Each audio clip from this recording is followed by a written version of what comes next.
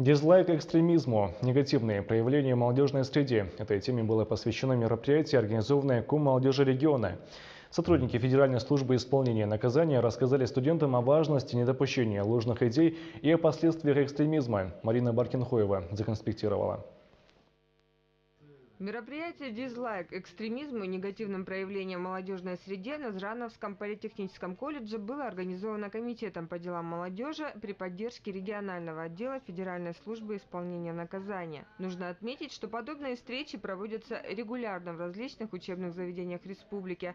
Основная цель – объяснить молодежи сущность идеологии экстремизма и терроризма, типы и цели. Это помогает молодым людям развивать самостоятельность суждений, расширить представление о терроризме как о глобальной проблеме, воспитывает в них толерантное отношение к представителям других национальностей и конфессий. Мы хотим сегодня показать ребятам, что у каждого есть выбор. И все-таки хорошо было бы, если бы они участвовали больше в каких-то форумах, которые предлагает Комитет по делам молодежи, участвовали бы в наших мероприятиях. Все мы знаем, что в этом году, например, год волонтера, добровольца, да, объявлен президентом. И очень много мероприятий, направленных непосредственно на укрепление межнациональных отношений и профилактику экстремизма в этом году запланировано. Вот, в таком ключе мы очень хорошо сегодня с ребятами пообщались. Ребятам были даны разъяснения о том, что такое терроризм и экстремизм, рассказали историю возникновения террористических организаций и движений, о терроризме в современном мире и технологиях, с помощью которых происходит вербовка молодых людей в террористические организации.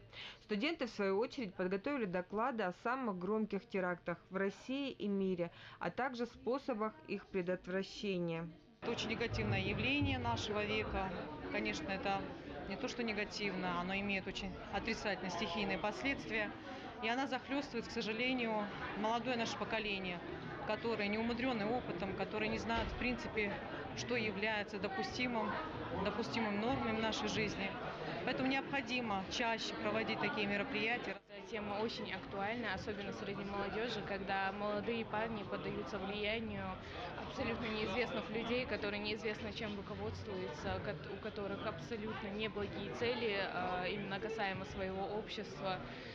И как-то это нужно пресекать. В заключении мероприятия студенты имели возможность задавать все интересующие их вопросы по обсуждаемой теме, на которые им были даны исчерпывающие ответы. Марина Баркинхоева, Дени Тимурзиев, Анзор Чехкиев, Вести, Ингушетия.